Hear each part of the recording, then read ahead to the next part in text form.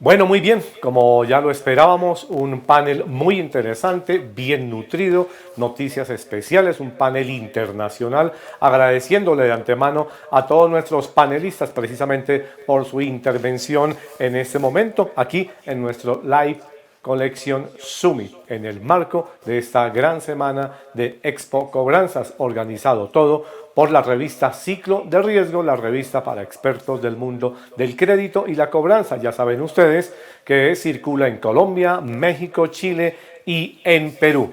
Muy bien, el tema que nos va a ocupar en los siguientes minutos es el siguiente: dando liquidez al activo improductivo, impacto y alcance del mercado de compra-venta en cartera castigada en momentos de cartera en estado de UCI.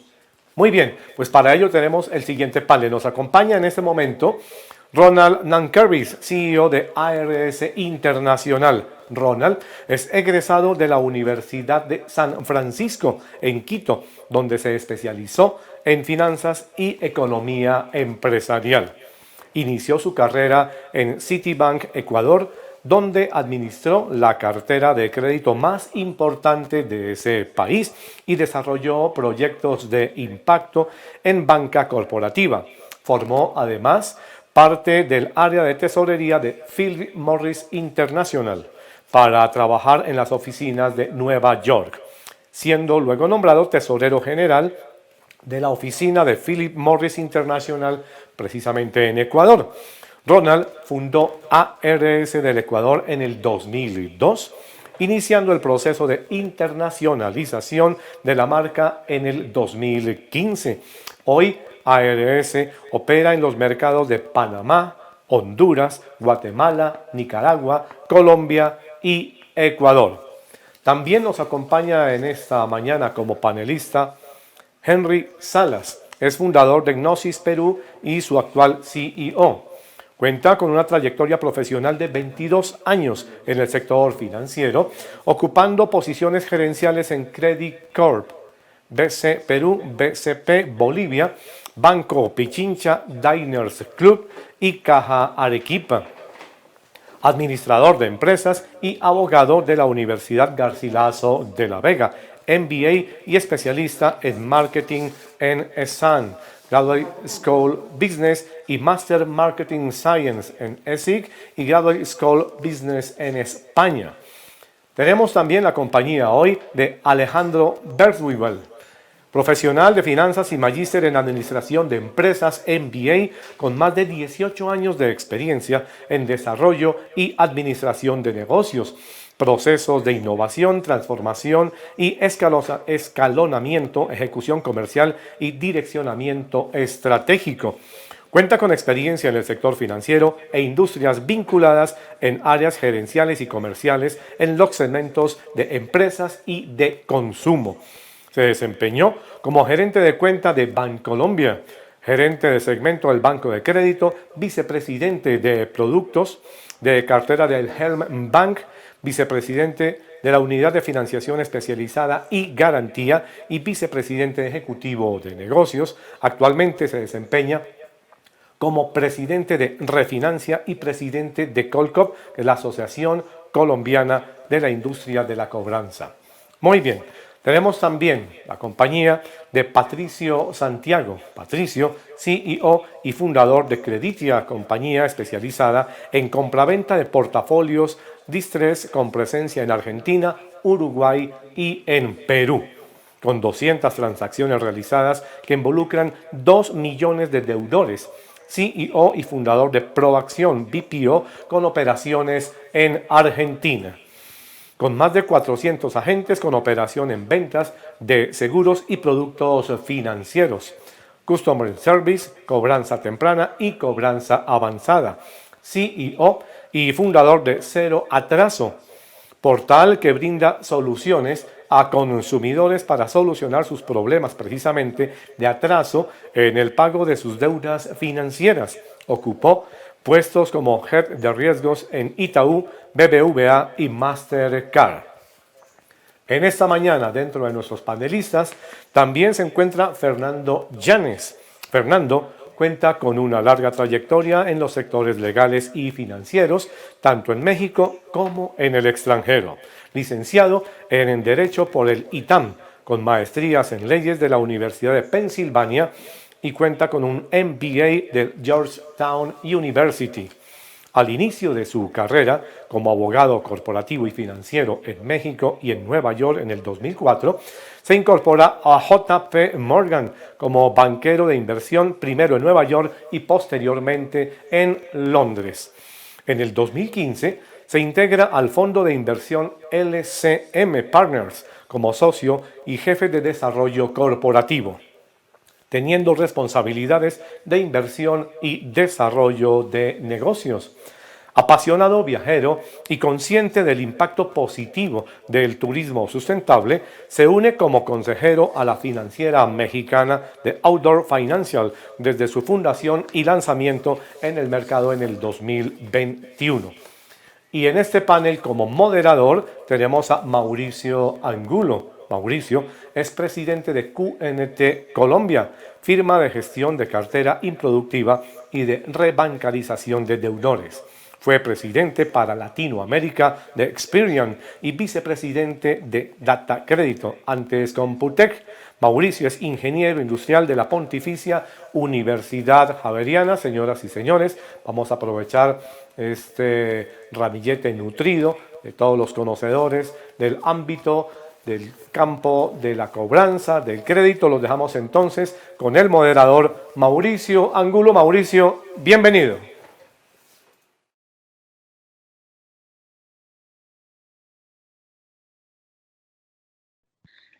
Gracias, Mauricio. Gracias, Beatriz, por la invitación. Soy Mauricio Angulo, como ya lo presentaron, y hoy me tocó el honor de coordinar este panel.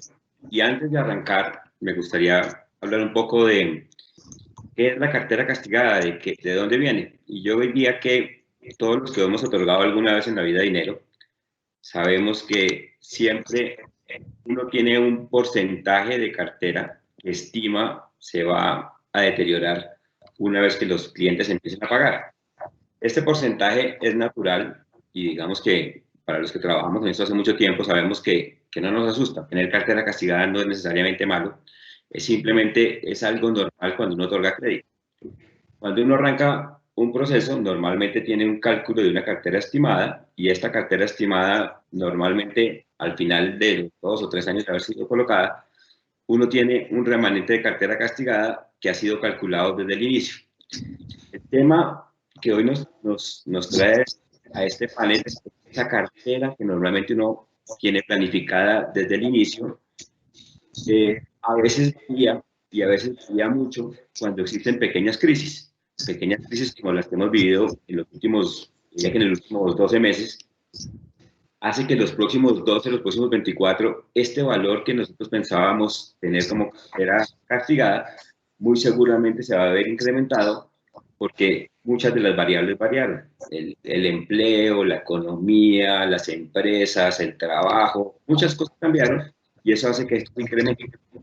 Las entidades otorgantes tienen varias posibilidades para administrar esta cartera vencida y normalmente como base superior lo que van a tener que tomar una determinación es si la administran de forma interna, tratan de seguir cobrando internamente estos pagos, la administran a través de un tercero, se le dan a alguien para que haga lo mismo, y sobre el primer punto o el segundo, lo que van a empezar a recibir es unos flujos de caja remanentes de cada mes de esa cartera castigada, que normalmente son muy inferiores a los que deberían recibir o tenían pensado recibir. Entonces, el dilema que tienen las compañías que otorgan crédito es qué hacer con esos flujos de caja remanentes. Y tienen dos posibilidades: cobrarlos y aceptar que van a recibir una pequeña parte durante los próximos 24, 48 meses.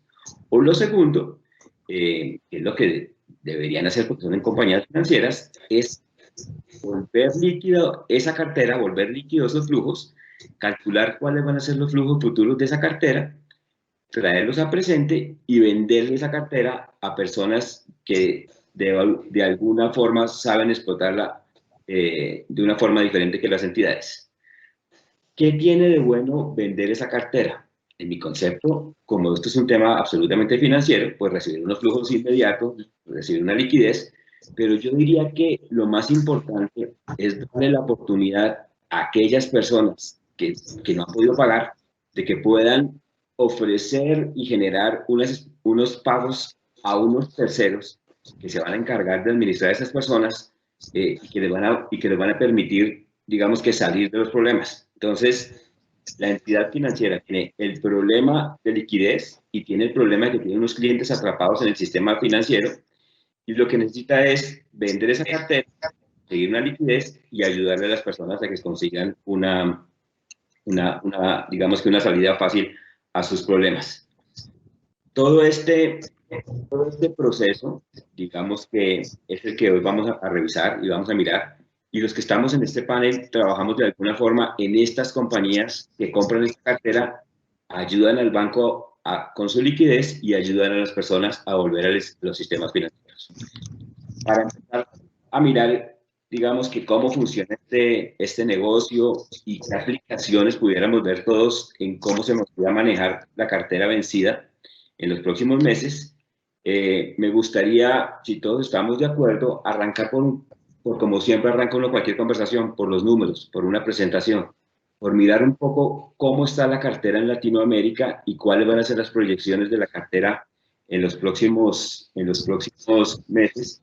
Para eso, me gustaría que Ronald, que nos tiene preparada una presentación, nos expusiera un poco de cómo ve Ronald y cómo ve la compañía de ustedes los números en Latinoamérica, tanto actuales como los próximos meses. Ronald, muchísimas gracias por la presentación y estamos atentos a sus palabras. Tengo alguna información, voy a tratar de ir por los temas breves. Básicamente vamos a ver el tema macro, el tema banco, el tema cartera, el tema provisiones y algunas prácticas y tendencias. Entonces voy a tratar de ir un poco rápido y enfocarme en lo más importante. La presentación quedará disponible para ustedes.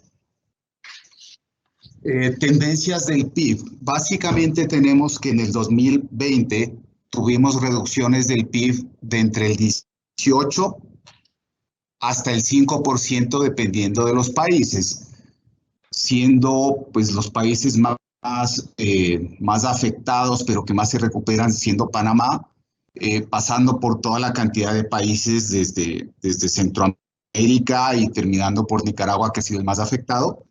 Y se espera que para el 2021 la recuperación sea en rangos desde el 3 al 9%, dependiendo del país. Ustedes ya podrán ver ahí cuál es la expectativa de cada país. No puedo demorarme en cada uno porque es demasiada información. Nuestras fuentes son la FELABAN, Standard & Poor's, Investigación Interna y el Banco Mundial. En términos de inflación, tenemos una región que se ha estabilizado mucho, que está con inflaciones de un solo dígito, con excepción de Argentina, que es un caso atípico por el manejo interno del país, en el cual tampoco quisiera profundizar. En términos de PIB per cápita, tenemos que en términos generales, el rango que oscilan entre los distintos países es entre el 5 y 8 mil dólares anuales, con excepción de Chile y Panamá, que claramente llegan a niveles de 16 mil y 14 mil dólares. Entonces, pues tenemos esos outliers, pero el resto de países están mucho más normalizados. En términos de la perspectiva de recuperación, tenemos que el PIB se redujo, pues como ya le había dicho, entre niveles del 10 al 15% dependiendo del país, y se espera que para el 2023 ya los países estén con crecimientos positivos frente al inicio de la pandemia, pero se espera que México y Argentina queden un poquito abajo todavía.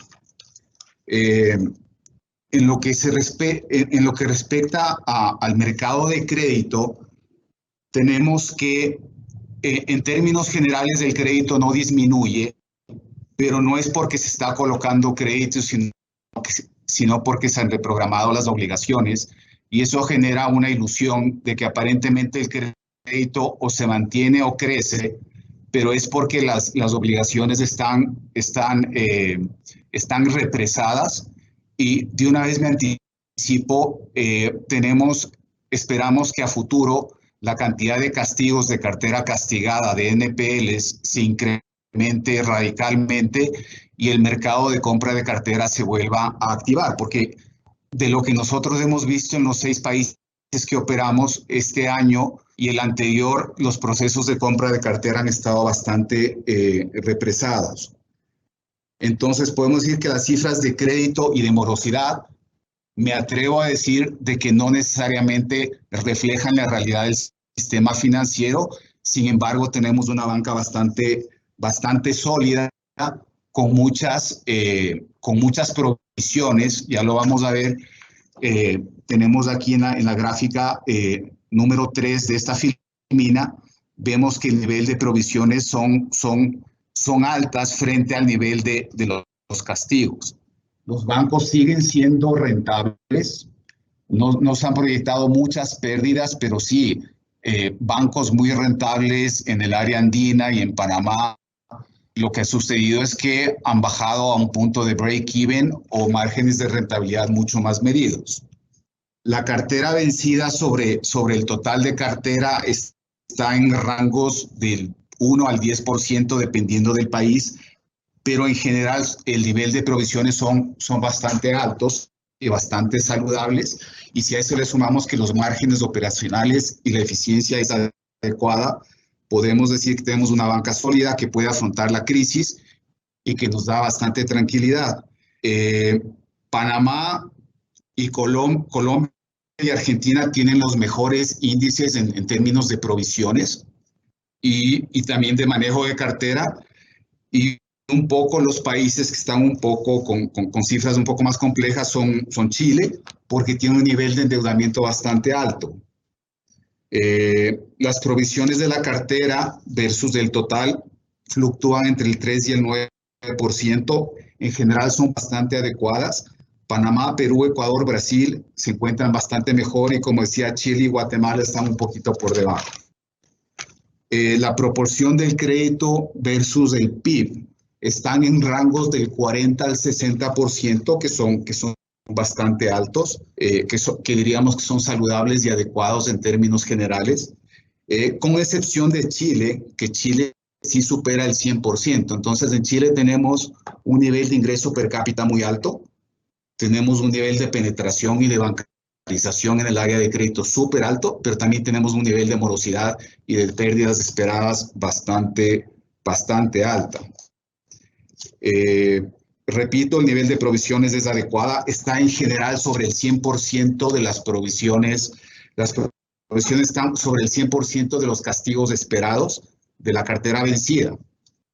Es importante anotar que el nivel de morosidad es una cifra un poco difícil de percibir porque cada país tiene una regulación en la cual los castigos se dan en 30, 60, 90 o 120, dependiendo del tipo de la industria. Entonces hay países que tienen morosidades más altas, sin embargo la cartera no está tan vencida como en otros. Entonces, si bien Basilea apunta a normar todo eso, todavía tenemos esa distorsión.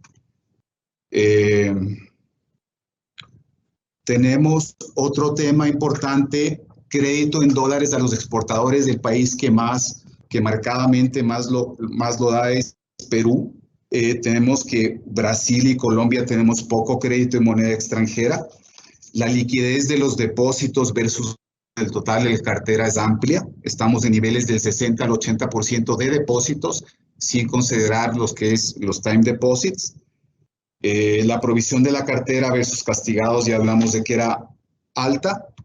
Ahora entrando ya a lo que es la actualidad y las perspectivas del sistema financiero, tenemos mucho deterioro de los activos en sectores sensibles como el turismo, la economía informal, el microcrédito, muchas pymes. El tema de los commodities ha sido bastante afectado y el tema de las remesas ha sido algo que, si bien están regresando a la región, hubo un momento en el cual pues se quedaron bastante represadas, pero ya están de vuelta, viniendo poco a poco.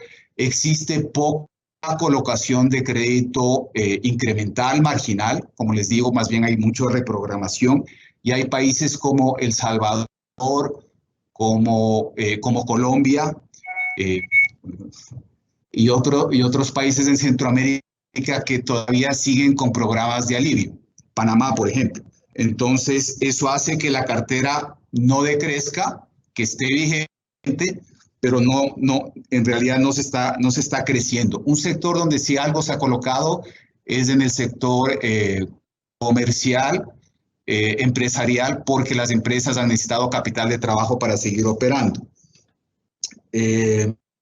Hay muchas pérdidas de crédito, pero todavía no se las termina de reconocer.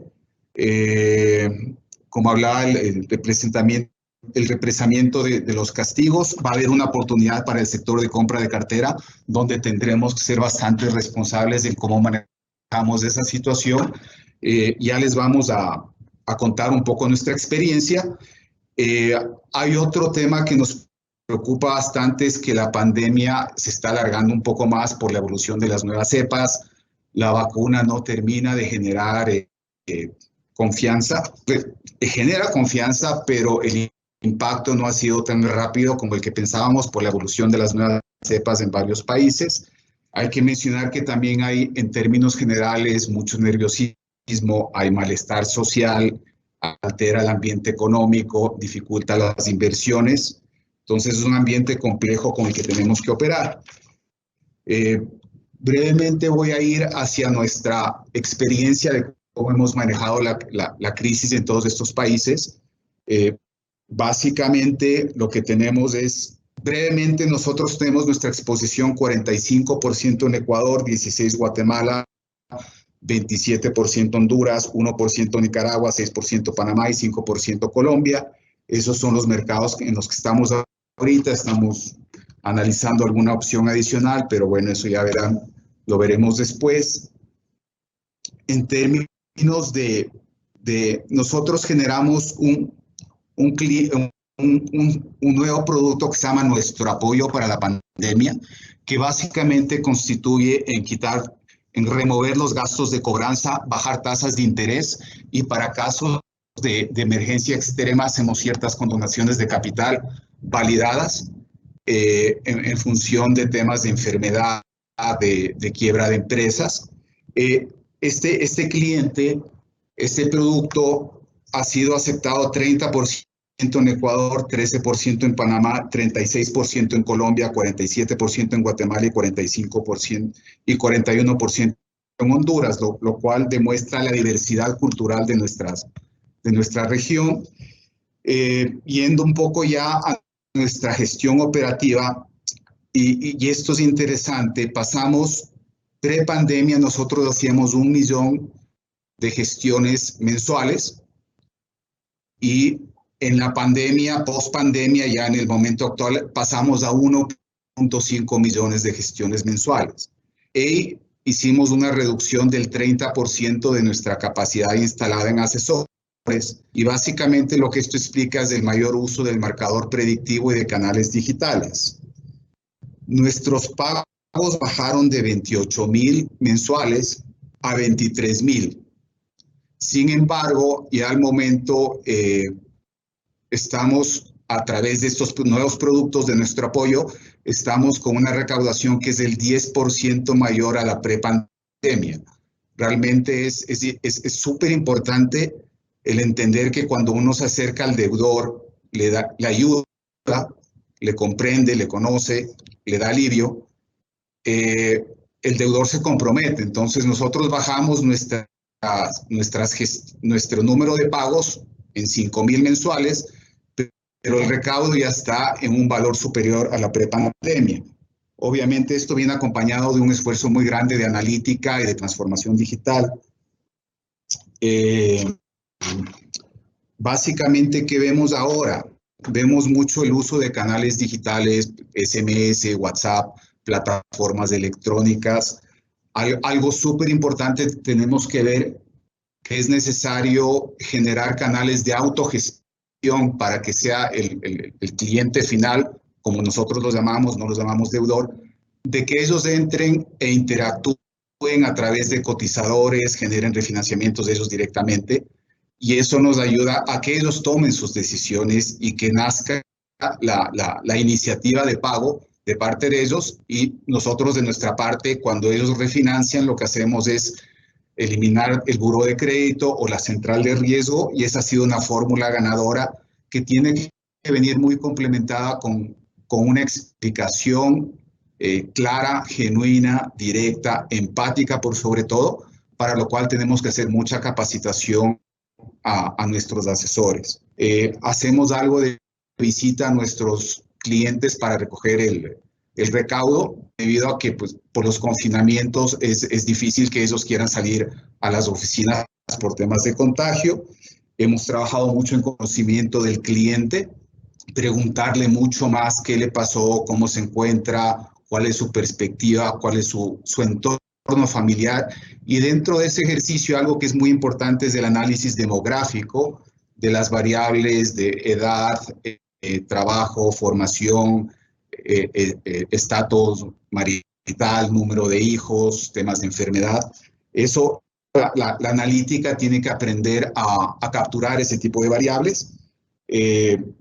Nuevamente, el tema de refinanciamiento, reprogramación responsable, lo que hacemos es firmar nuevos documentos y somos muy claros que en casos de que los compromisos que ya son mucho más blandos no se cumplan, se regresan a las situaciones de la operación anterior. Entonces, el cliente tiene una motivación para no volver a entrar al buró de crédito y para no perder sus beneficios financieros. Algo súper importante es la gestión del funnel.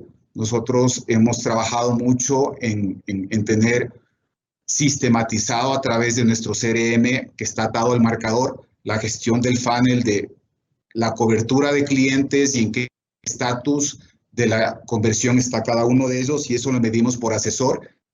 Y algo que tengo que ser muy honesto, lo que sí tenemos muy bien visto es la gestión del funnel y la productividad por cada asesor, y en función de eso sí tenemos que encontrar lo que llamamos los low performers y tratar de hacer planes de acción con ellos y tratar de ser productivos. Si es que eso no se da en estas épocas, no podemos ser no podemos tener mucha grasa en la empresa, ¿no? Sí, damos muchas oportunidades, pero tenemos que ser bastante directos con nuestra gente. Otras tendencias, vemos menor inversión extranjera en la región, cierre de empresas, quiebras. Pues vemos que hay una mayor eficiencia en general en el sistema financiero y empresas como nosotros en la administración de los activos.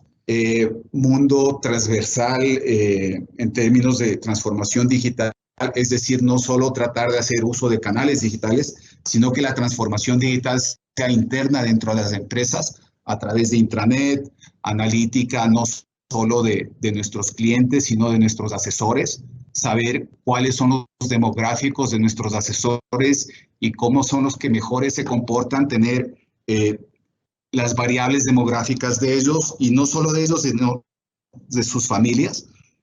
Vemos fintechs muy bien formadas, muy especializadas, que están apoyando a la banca.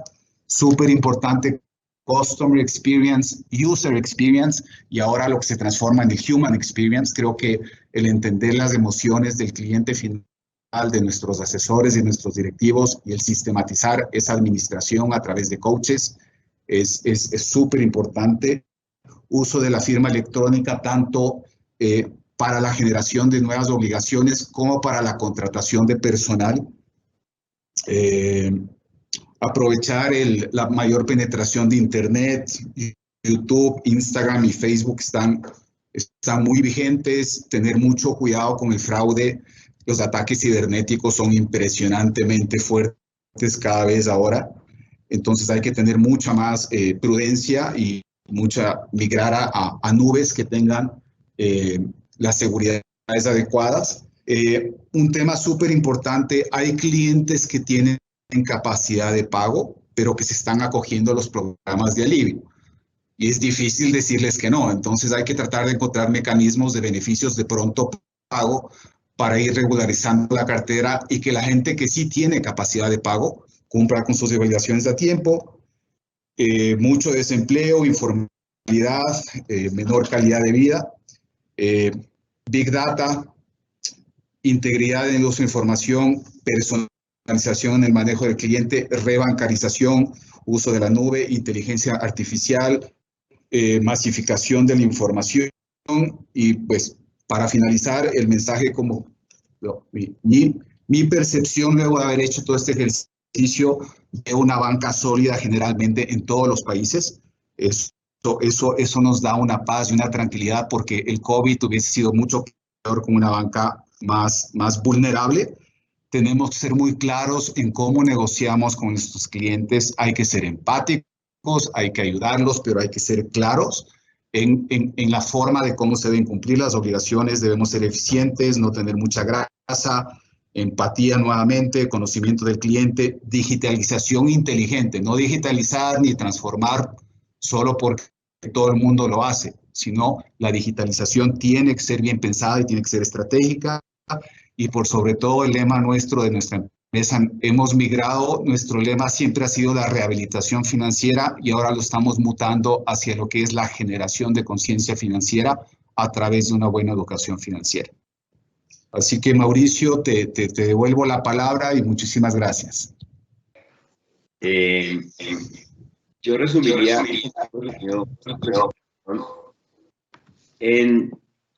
tenemos una banca sólida en la región, eso es muy importante porque si no tenemos problemas de verdad serios.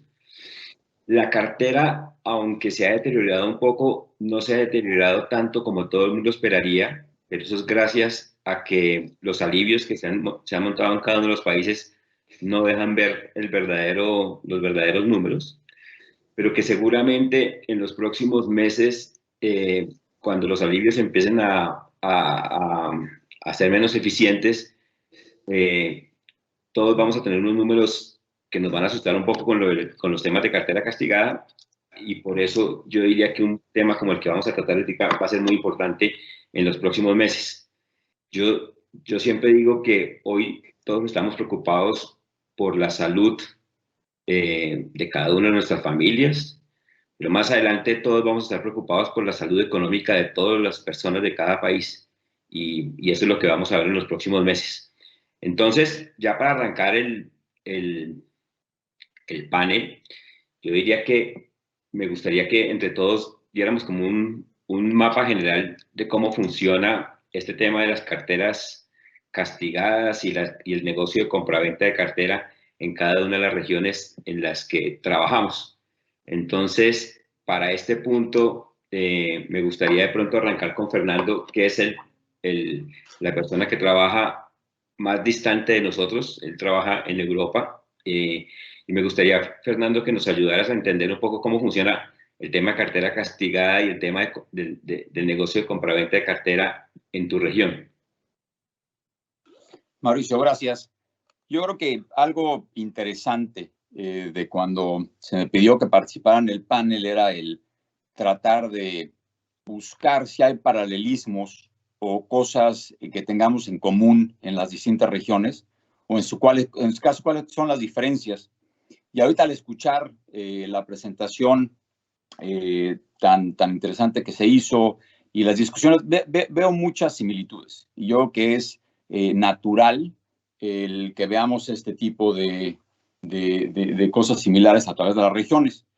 Pero hablando de Europa, y voy a generalizar porque claramente creo que Europa, si bien la tendemos a ver como una región, pues obviamente está conformada por distintos países con distintos niveles de desarrollo económico y en los cuales claramente existen prácticas diferentes, no solo en cómo se venden carteras, sino en la gestión propia de las carteras.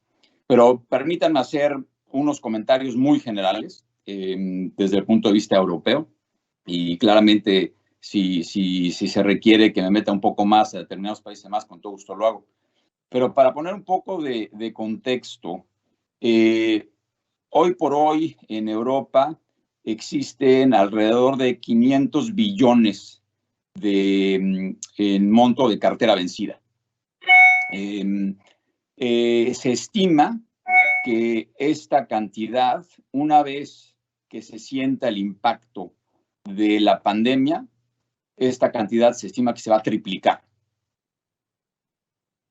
Tan solo en las 4 economías más grandes, el Reino Unido, Francia, Italia y España, se estima que los niveles de carteras vencidas vayan a sobrepasar en cada una de estas economías los 250 billones de euros.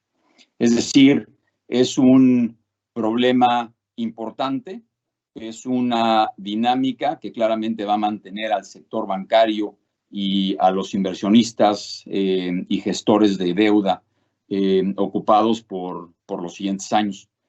Y yo creo que parte de la existencia de esta dinámica te lleva a tratar de reflexionar de cuál es la mejor manera en que se pueden abordar estos temas. Hoy por hoy, similar a lo que los comentarios que han hecho ustedes como expertos en Latinoamérica, no se ha sentido aún de manera muy importante el impacto de la pandemia en cuanto a las carteras vencidas, dado a los apoyos que se han dado por la mayoría de los gobiernos europeos.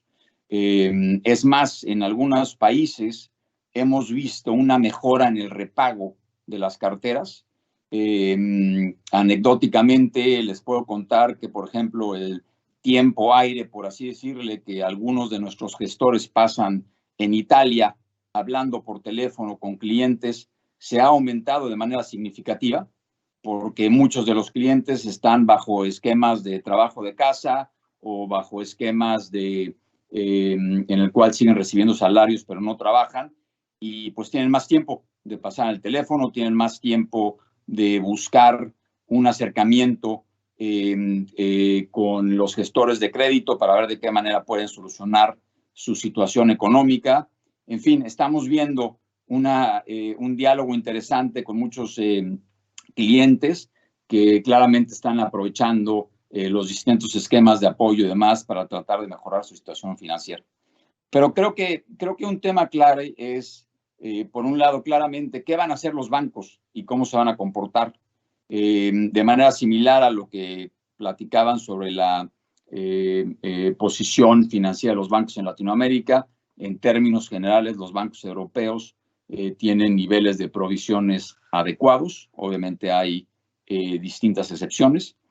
Y yo creo que en términos generales los bancos pues tendrán la capacidad de absorber las provisiones y en su caso se tendrán que enfocar en la venta de carteras. Por el momento, la mayoría de los bancos, más que enfocarse en vender carteras, están enfocados en ver de qué manera pueden mantener a sus clientes, ver de qué manera pueden implementar los distintos programas de apoyo. Y yo creo que hacia la segunda mitad de este año, principios del que sigue, veremos una reactivación en la venta importante de carteras.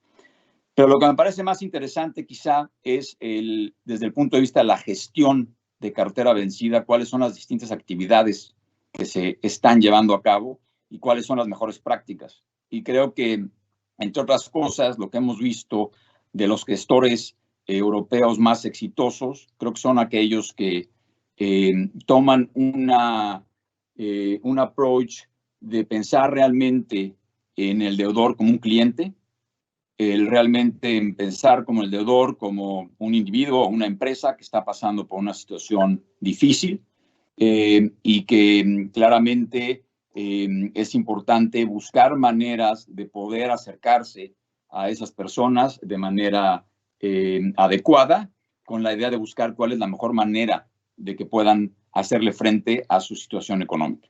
Y lo que hemos encontrado a través de la pandemia ha sido, por ejemplo, distintos ajustes en cuanto a, en determinados países, por ejemplo, nuestra propia gestora disminuyó el número de llamadas, que igual suena un poco counterintuitive, pero al final del día dijimos, oye, vamos a llamar menos para tener y mostrar un poco más de simpatía a la situación que se está llevando a cabo y vamos a darle mayor prioridad a las llamadas que estamos recibiendo para poderle dedicar más tiempo a la gente que quiere estar con nosotros. Vamos a enfocarnos en qué tipo de programas de refinanciamiento podemos ofrecer. Una parte de nuestro mecanismo de inversión en mi fondo, tenemos también un programa de otorgamiento de crédito Entonces, lo que se busca es de qué manera podemos regenerar la capacidad económica de las personas para hacerle frente a sus deudas. Creo que es importante, y también se hablaba, el buscar y utilizar, y muchos operadores lo están haciendo, aprovechar esta etapa de pandemia para realmente mejorar sus plataformas electrónicas, en las cuales se pueda dar más opción al cliente de interactuar con nosotros a través de esos medios, para que puedan ver cuáles son sus opciones y demás, lo cual obviamente también tiene un impacto en el engagement que el cliente pueda tener con nosotros y en su caso la reducción de costos, ¿no? Y bueno, esto sin meternos en la parte operativa propia de las gestoras de crédito, que al final del día también, como buen negocio, pues todos pasamos por problemas propios de, oye, ¿qué es lo mejor que podemos hacer para nuestro propio personal? ¿Qué es lo mejor que podemos hacer para mejorar su calidad de vida, distanciamiento social, trabajo desde casa? ¿Cómo podemos ser más eficientes en todo esto que estamos haciendo con ellos, ¿no? En fin, creo que son temas generales que estamos observando por acá que creo que aplican a nivel global, y creo que parte de la idea de este panel, obviamente, es el poder compartir esas mejores prácticas, no nada más de Europa hacia Latinoamérica, pero creo que de Latinoamérica podemos aprender muchas cosas en Europa también, porque escuchaba a uno de los panelistas anteriores, y claramente creo que en Latinoamérica si algo tenemos en la región es ese entrepreneurship, esa idea de buscar siempre la manera de buscar soluciones, y creo que eso nos resulta muy interesante también de este lado, de escuchar ese tipo de buenas prácticas que podamos implementar por acá. Mauricio, te regreso la palabra.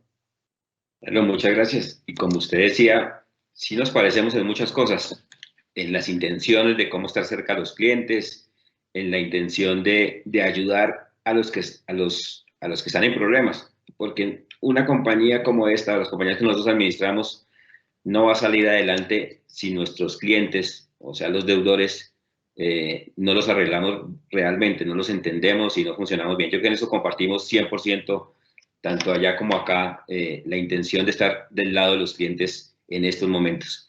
Y lo segundo que también compartimos es que yo diría que cuando usted dijo que vamos a hacer que la cartera morosa, la cartera castigada en los próximos 2 años debería ser 3 veces a la que normalmente estamos acostumbrados, esa es la cifra que nosotros también manejamos por estos lados.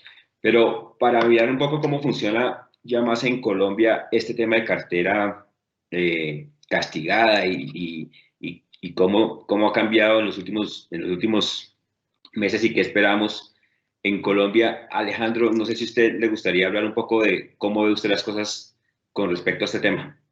Claro. Bueno, primero que todo, muchas gracias por haberme invitado al panel, Mauricio. Muchas gracias a Ciclo de Riesgo y a Beatriz.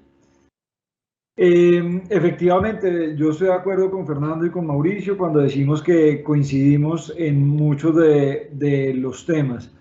Cuando uno mira el mercado colombiano, uno lo que ve es que las expectativas efectivamente deberían dar por un aumento significativo de mercado, de compraventa de NPLs y de aumento de cartera castigada, y entonces aumento de cartera gestionada por este tipo de compañías. Queda la pregunta de cuándo y cuánto, ¿no? Eso creo que hay como varias dudas. Lo que hemos encontrado, por lo menos en Colombia, es efectivamente, como lo decía Ronald, hay un sistema financiero que está muy bien provisionado. No obstante, las decisiones, cuando uno va y toca la puerta a diferentes entidades financieras, el approach con el cual administraron la situación de cartera de clientes, especialmente en consumo, hay aspectos diferentes, ¿sí? Entonces, aparentemente hay bancos sobreprovisionados, aparentemente hay bancos que están subprovisionados. Entonces, vamos a ver cómo evoluciona esto de aquí en adelante. Aquí yo lo que veo es pues de pronto como para aportar. Podría hablar por Colombia y por Perú, donde nosotros tenemos operación. Creo que el mercado en Colombia es un mercado que ha adquirido mucha madurez en el pasado, y hablo de madurez cuando pienso, por ejemplo, en oferta. Hoy en día realmente son muchos, prácticamente todos los bancos o la gran mayoría de bancos, quienes tienen interiorizado el modelo de descarga de cartera vencida a especialistas como nosotros. Entonces creo que ahí hay mucha madurez, también hay mucha madurez en la demanda, ¿sí? De quiénes, del el número de compañías que venimos y compramos. Entonces creo que hay un mercado que está perfectamente sincronizado para efectivamente, pues, que se genere el crecimiento y que podamos absorber el crecimiento.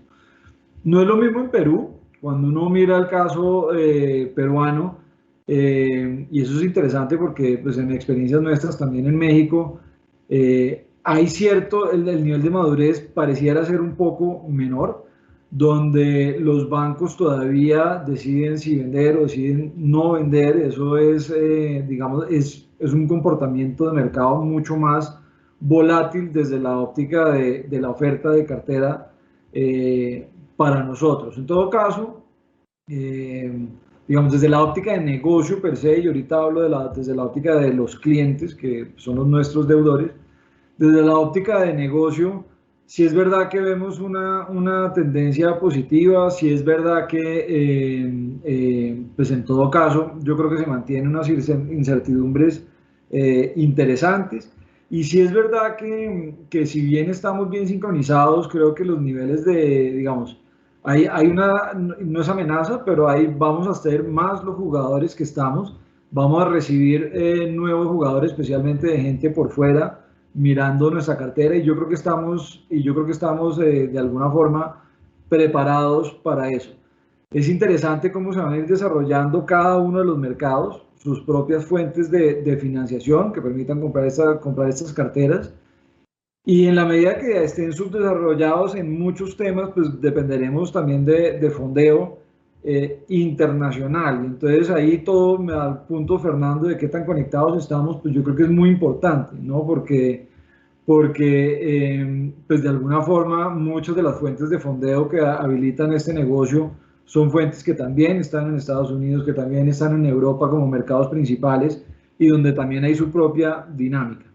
Desde la óptica de los deudores, pues creo que ya hablaremos más adelante del tema, Mauricio, pero obviamente hay unas tendencias que creo que la principal es ese ejercicio de ser empático y de hacer un esfuerzo real en aprender más de nuestros clientes e ir descubriendo en el tiempo cómo va a ser la dinámica de cómo se van recuperando. Efectivamente, hay muchas teorías que soportan, que explican un poco por qué el impacto en el comportamiento de esta cartera castigada, en la recuperación de la cartera castigada, no se ha visto tan impactado, y realmente hay unos indicadores de eficiencia de operación que realmente son muy interesantes, como lo que ustedes decían.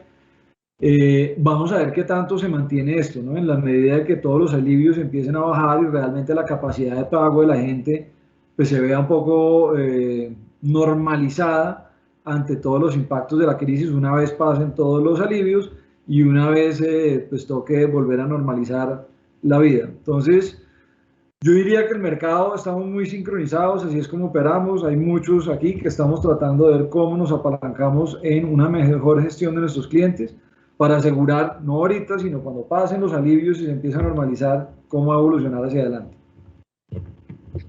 Alejandro, muchas gracias. Yo no sé si de pronto Ronald le gustaría hablar algo al respecto, ya que está en varios países, sobre todo en Centroamérica. Sí, perfecto. Gracias, Mauricio, con gusto. Mira, ¿qué hemos encontrado nosotros? Nosotros arrancamos igual que muchos de ustedes hace casi 20 años, y francamente empezar a comprar cartera era un proceso de convencer al banco, de explicar y claramente ver el tema de los flujos, de cómo el costo financiero y operativo es mejor recibirlo ahora y evitarlo a futuro, y dedicarnos a originar como banqueros.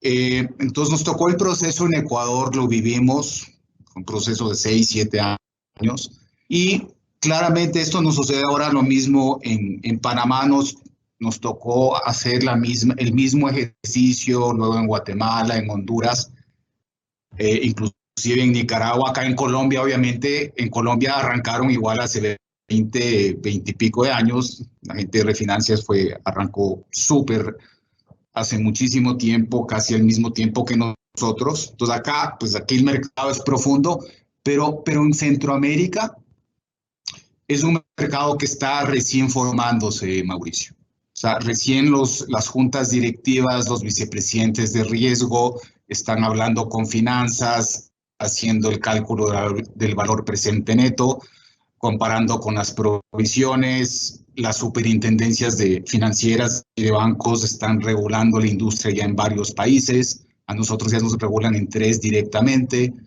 Entonces, ¿qué te digo? Es un proceso lento que toma bastante tiempo. Hay un ejercicio financiero, hay un ejercicio de lobbying, pero una vez que ya hacen los primeros ejercicios y si la calidad del servicio hacia el cliente final es adecuado y se cuida la marca, y es un proceso que se sistematiza como ya se lo hace acá en países como Colombia, como Perú, donde veo que ya es mucho más fácil convencer, ya se vuelve algo más transaccional y más común. Entonces yo veo que la curva de crecimiento en Centroamérica se está acelerando. En Colombia y en Perú es avanzado, en Argentina me imagino que también.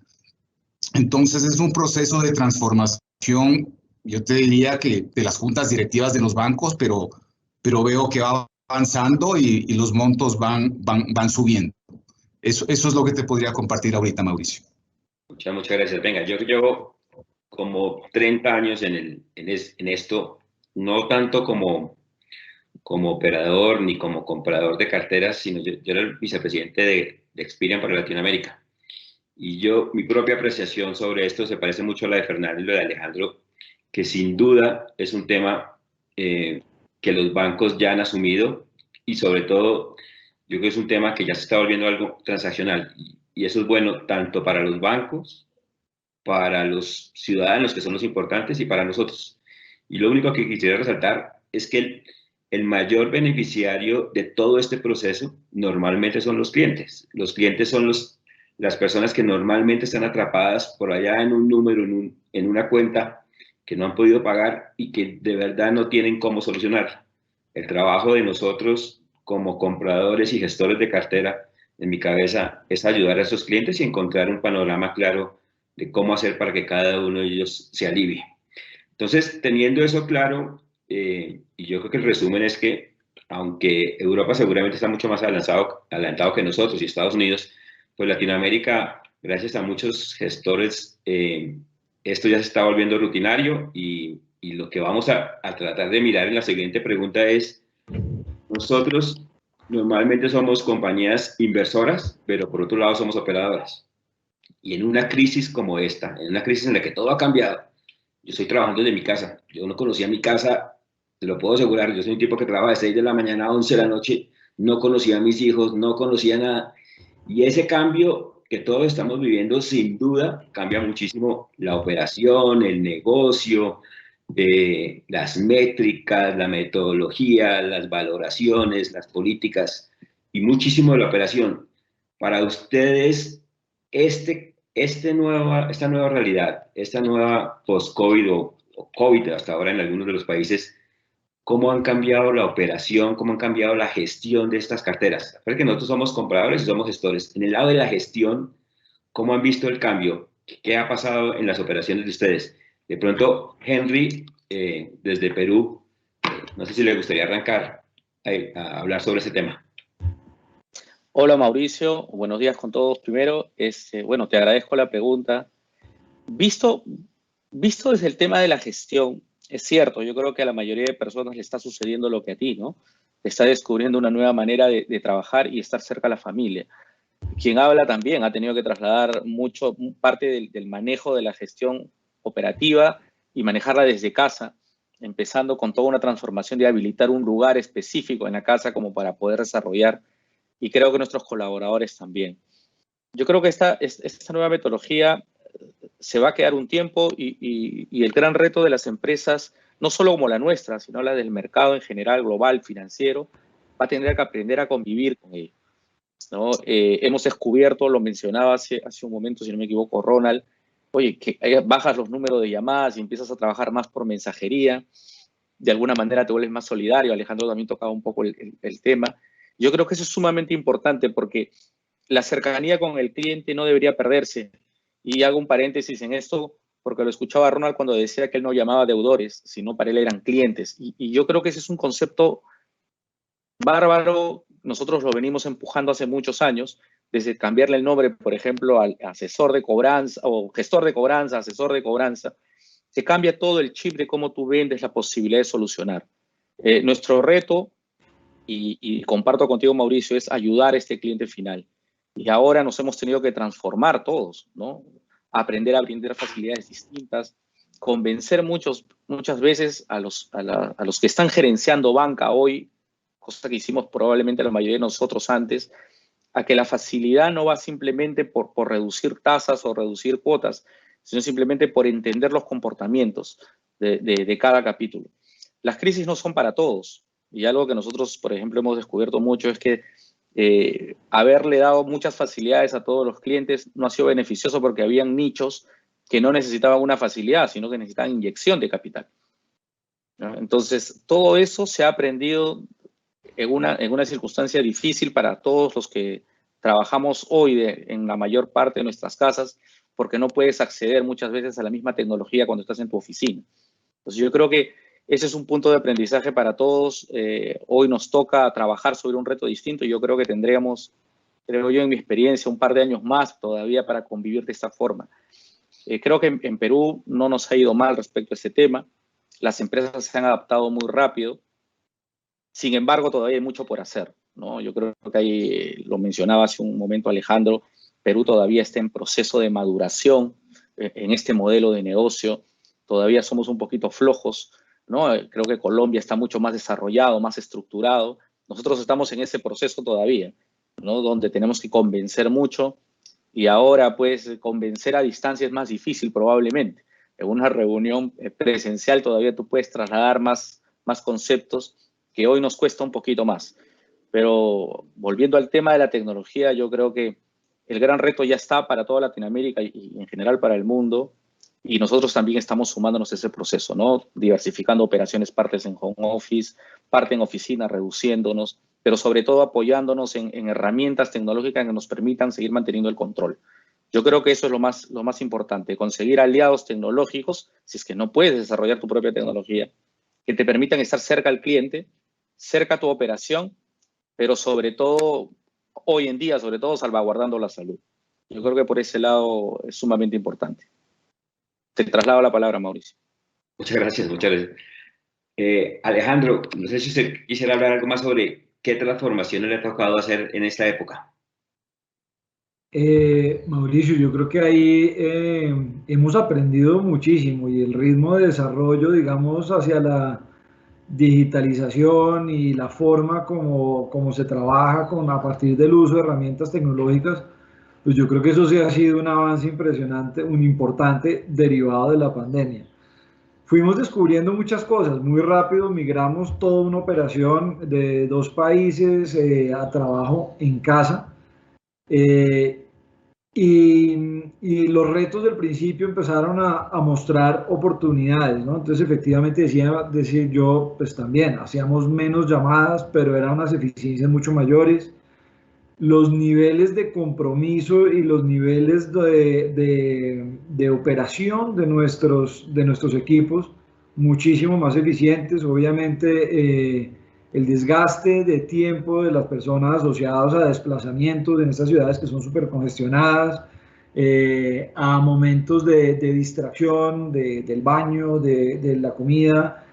Normalmente empezamos a ver que en la casa funcionaba mejor, inclusive hicimos un experimento de que nuestra gente trabajara menos horas, es un trabajo desgastante, fuerte, estaba el teléfono, en muchos casos, pero entonces hicimos pilotos de qué pasa si trabajamos no 8 horas o 9 horas, qué pasa si trabajamos 6 o 5, con algunos horarios.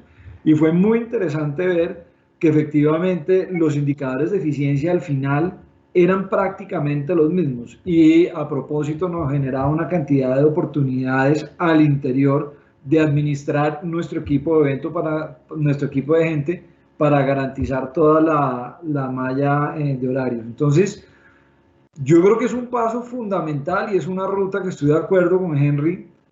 No es un tema menor, porque yo creo que en el futuro desplazarse hacia sitios típicos como eran los call centers, que no eran sitios muchas veces céntricos, sino más bien en algunos lugares especiales de la ciudad, yo creo que la gente va a valorar mucho la oportunidad de trabajar en casa. Obviamente como empresas es un reto gigante, ¿no? Alrededor de administración de cultura, alrededor de cómo vincular y cómo capacitar y formar a nuestra gente y a esos que Ronald llamaba low performers. Pero en todo caso, hemos aprendido que hay una oportunidad inclusive de eficiencia que vale la pena seguir trabajando y nosotros seguimos muy enfocados en eso, entendiendo que también uno de los principales retos está en asegurar todo el cumplimiento normativo, todo el tema de protección de datos, de habeas data, de administración de la data del cliente, pues obviamente es un reto adicional el hecho de no tener a la gente bajo un escenario de supervisión, pero creo que es un modelo que llegó para quedarse, no para irse en un pensamiento de 100% trabajo en casa, pero sí una alternancia donde uno pueda robustecer capacidades, darle posibilidad a gente nueva o gente que se capacite para ser exitoso, pero en la medida que la gente pueda trabajar desde su casa y bien organizado, a nosotros nos ha dado muy, muy buenos resultados. Muchas gracias, Alejandro.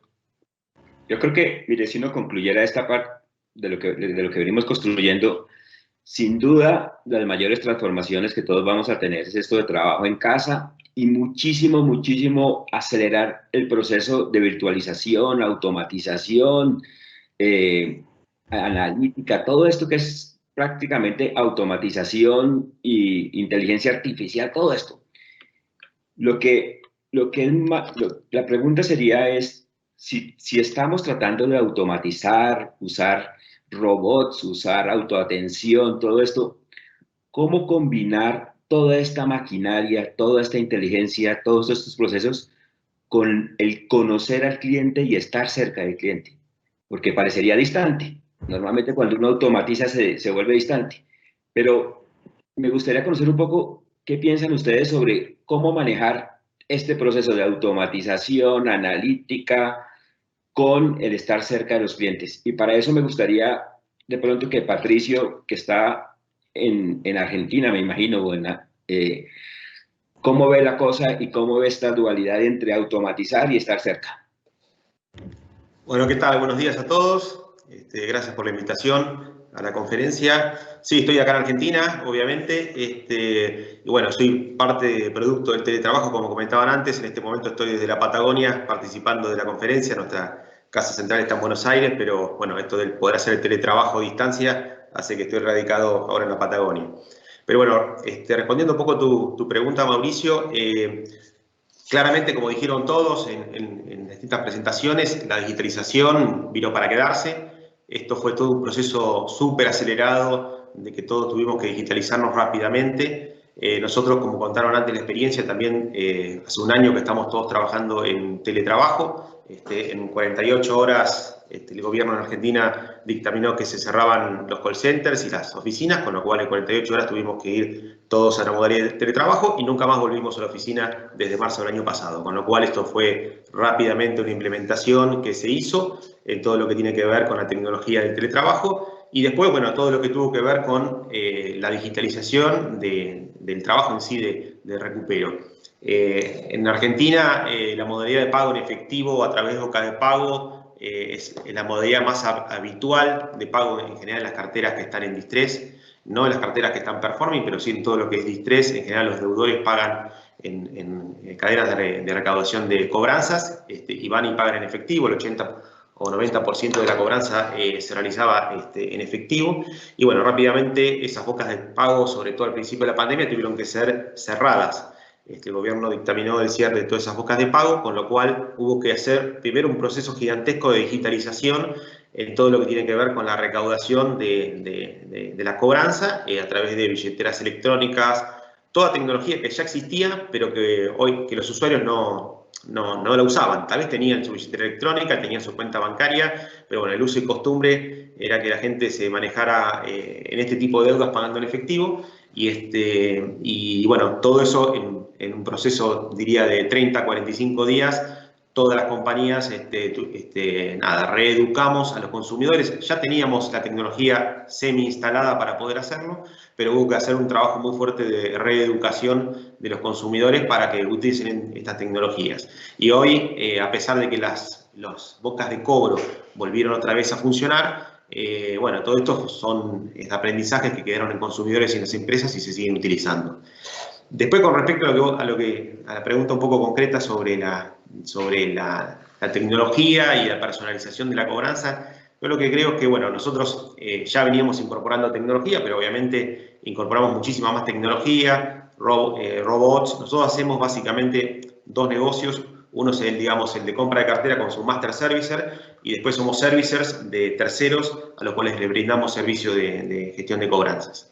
Y bueno, y en este tiempo se incorporó muchísimo todo lo que tiene que ver con robots, plataformas de autogestión y demás. Toda esta tecnología, que obviamente vino para quedarse, para mí el valor agregado que tiene es que permite que los gestores se puedan focalizar en los casos que son como más complejos o que requieren una atención más personalizada. Es decir, no es que acá la tecnología es tecnología o gestión personalizada. No es un debate que va a pasar por una cosa o la otra, sino que toda la tecnología lo que hace en un escenario creciente como el nuestro en cantidad de deudas, es decir, nosotros lo que estamos viendo es que va a haber una avalancha de casos a gestionarse, esa avalancha de casos con los gestores que uno puede tener entrenados es imposible de administrar, con lo cual, a través de la tecnología, lo que uno va a hacer es poder encauzar todos estos casos que pueden ser resueltos en forma digital, que tienen bajo valor agregado de un operador, puedan ser resueltos para que los operadores puedan enfocarse en los casos que requieren sí o sí un asesoramiento más personalizado.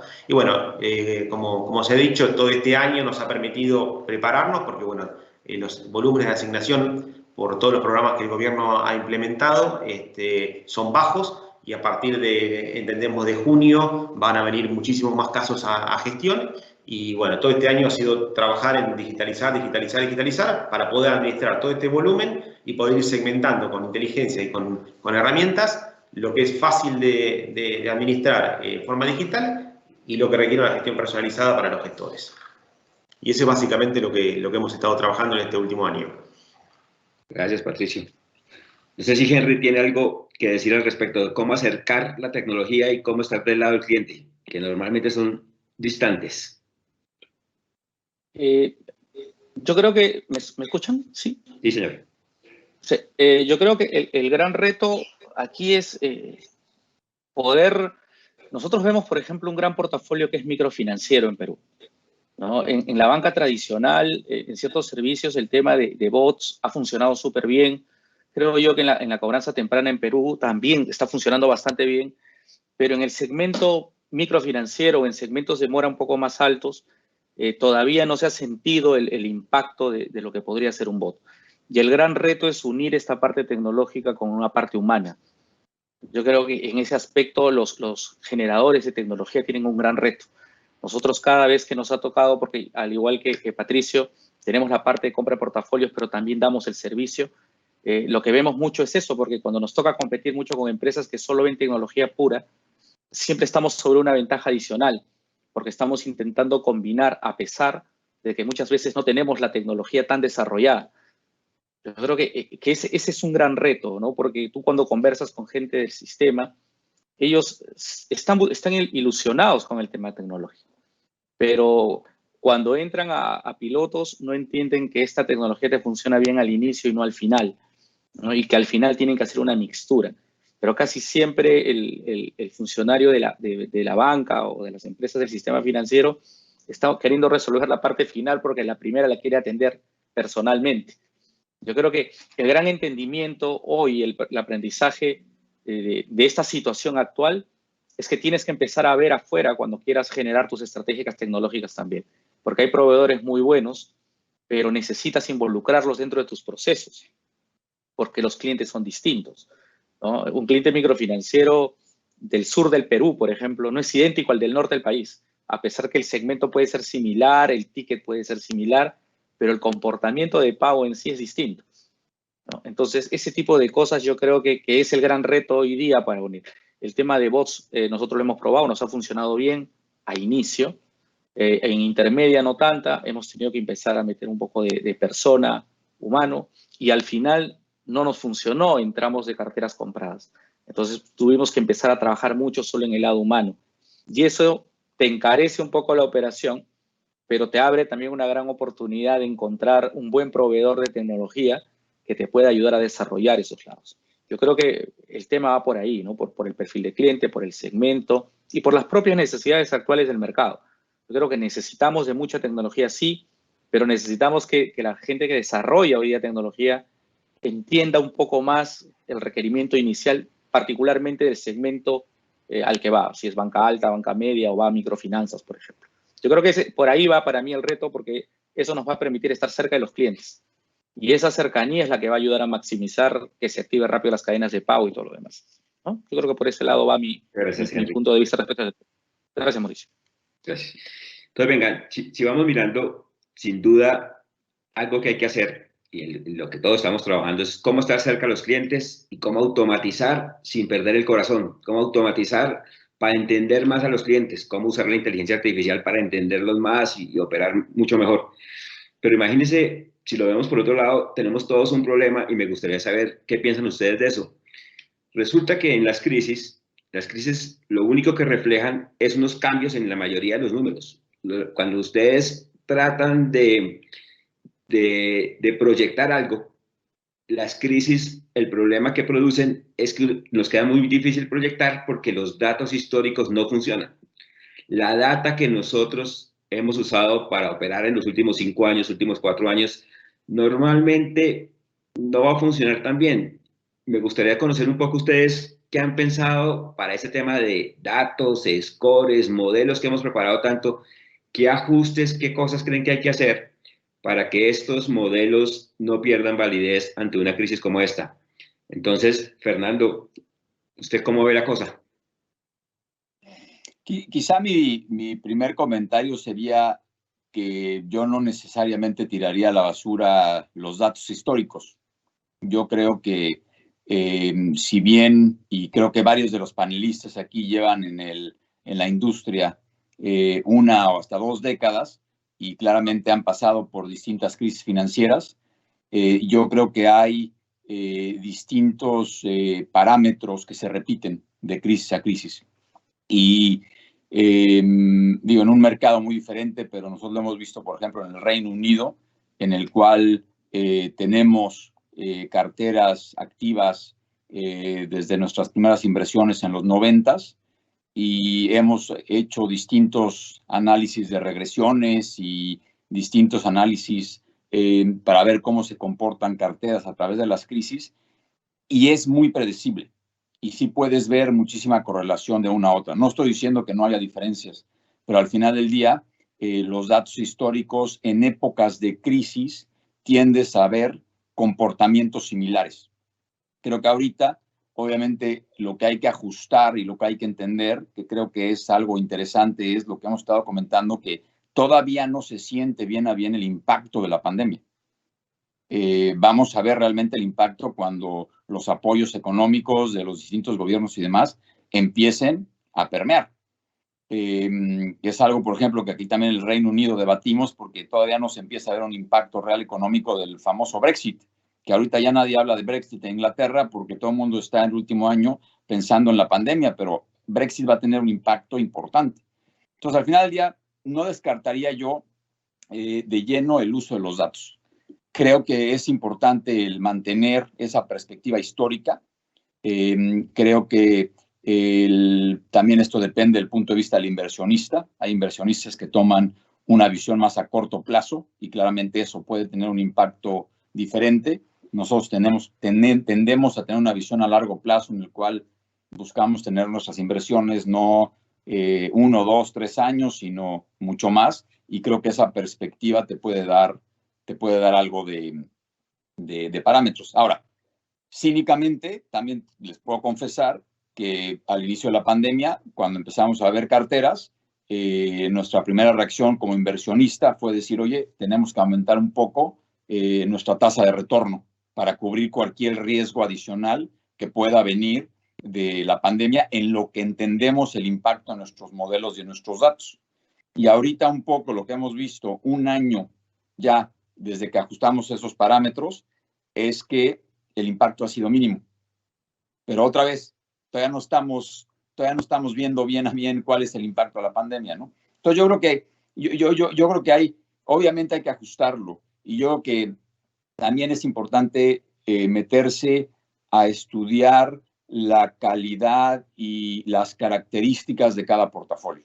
Es decir, un portafolio, por dar ejemplos, un portafolio que tiene ya un número importante de cuentas con planes de pago, hoy por hoy se está comportando como si no hubiera crisis.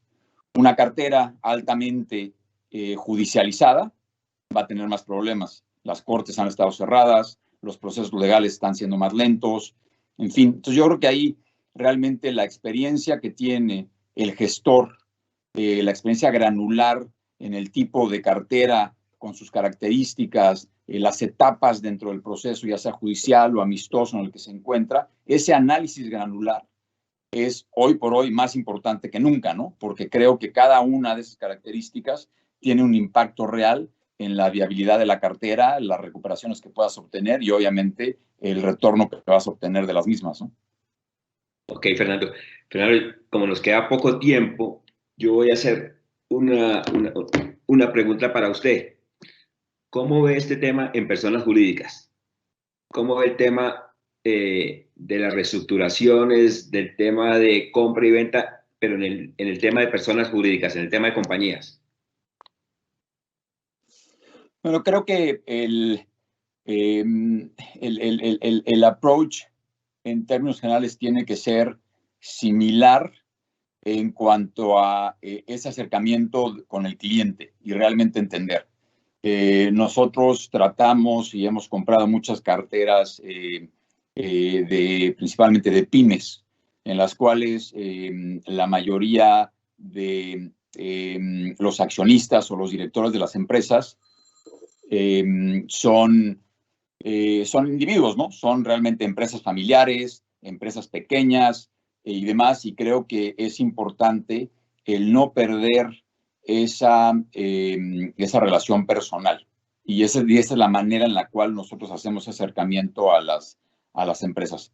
Obviamente, y desconozco obviamente las distintas legislaciones en materia de quiebra y demás en los distintos países, pero pues eso agrega un ángulo diferente en el cual parte del análisis de la cartera que se tiene que hacer es el ver no únicamente a la entidad jurídica per se, que es el deudor, sino cuáles son las garantías que hay. Hay otros acreedores adelante de ti en la cadena crediticia.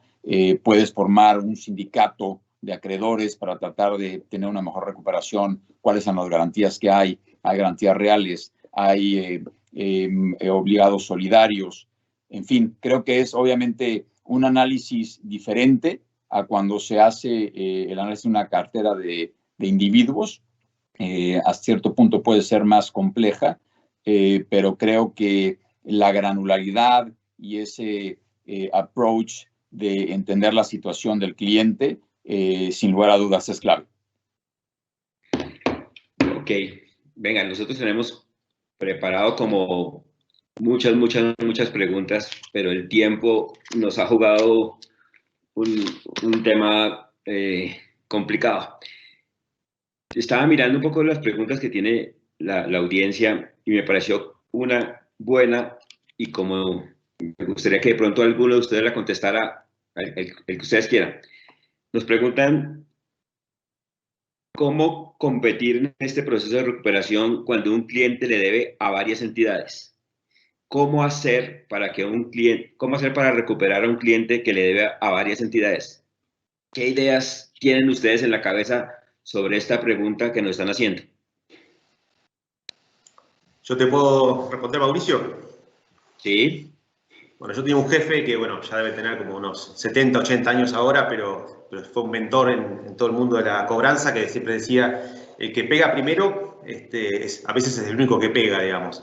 Y entonces uno tiene que ser como muy rápido a la hora de gestionar y tratar de llegar primero que los otros. Nosotros, bueno, en todos los países de Latinoamérica, en general sabemos que los clientes tienen presupuesto acotado y, bueno, uno tiene que moverse rápido. Además de eso, tiene que llegar con la mejor propuesta de pago al cliente, que si uno no llega con la mejor propuesta, obviamente no va a poder cobrar. Pero claramente hay que moverse rápido y hay que ser bien rápido para llegar al cliente con una propuesta que sea atractiva, pero la rapidez siempre es lo primero. Si tengo que elegir entre la mejor propuesta y la rapidez, esto funcionaba cuando mi jefe me lo decía hace 20 años y creo que sigue funcionando actualmente. Hay que moverse bien rápido. Ok. Pues bueno, desafortunadamente se nos acabó el tiempo. Yo estoy seguro que podríamos hacer todo un congreso de una semana solamente sobre este tema. Y solamente me resta agradecerle a cada uno de ustedes. Fernando, de verdad, muy, muy valioso a cada uno de sus aportes. Alejandro, qué gusto volverlo a ver y muchísimas gracias por estar acá. A Patricio lo conozco hace como 10 años y qué gusto volverlo a ver en este escenario. A Henry no lo conocía. A Ronald, muchísimas gracias por la presentación. Bueno, para terminar, hay una pregunta que nos mandaron en el último instante, y eso tiene que ver más con Colombia, entonces yo creo que Alejandro le va a tener que contestar. Y es, ¿qué espera que vaya a pasar con la ley de borrón y cuenta nueva que arranca a operar en teoría a finales de mayo, principios de junio? ¿Qué se esperaría que pasara en Colombia sobre esta ley? Bueno, esa ley tiene varios componentes. De pronto para los panelistas aquí, pues, de alguna forma acorta el tiempo de permanencia de la gente en las centrales de riesgo, es como un componente grande. Una vez se haya ejecutado el pago, entonces se hace más benéfica, digamos, en términos del tiempo que dura un deudor reportado en las centrales de riesgo. Y el otro componente tiene que ver con un periodo en el cual, si los clientes se acogen a la ley, pues hay como hay un periodo especial donde en 6 meses solucionan su problema de reportes centrales de riesgo. Yo creo, Mauricio, y para todos, creo que sin duda desde la óptica de recuperación va a ser un motor importante que va a impulsar recuperación de cartera en el corto plazo, porque es un incentivo claro a mucha gente a hacer un esfuerzo importante por solucionar su situación de deuda. Obviamente la parte negativa de esto es qué pasa con aquellos deudores que realmente pues, van a dejar de existir, van a dejar de estar reportados en las deudas, son clientes que ya llevan 8 años o más, y eso es un tema donde será, digamos, en negativo para esta industria, porque obviamente digamos, tener reportado al cliente como mecanismo pues, digamos, de un argumento adicional para el cobro, pues lo vamos a perder. Pero yo en general creo va a ser un tema de impulso importante a las disminuciones, a disminuir la cartera vencida y a disminuir la cartera que nosotros tenemos en nuestra propiedad, y pues creo que va a ser un aliciente y va a ser un estímulo adicional para el próximo año, particularmente. Ok, Alejandro, muchas gracias. Beatriz, esas son todas las preguntas que tenemos. Ese es el tiempo que teníamos asignado. Muchísimas gracias por la invitación y muchísimas gracias a los participantes por todo el esfuerzo en la preparación y el tiempo que le dedicaron a este espacio. Muchas gracias. Cobranzas, empresa líder en el sector de cobranzas en el Perú. Empleamos herramientas digitales que están reinventando la industria de la cobranza, como la inteligencia artificial, chat y call bots, omnichannel, speech analytics y Power BI. Lideramos con un alto índice de contactabilidad y recupero de las carteras deudoras en los principales rubros económicos.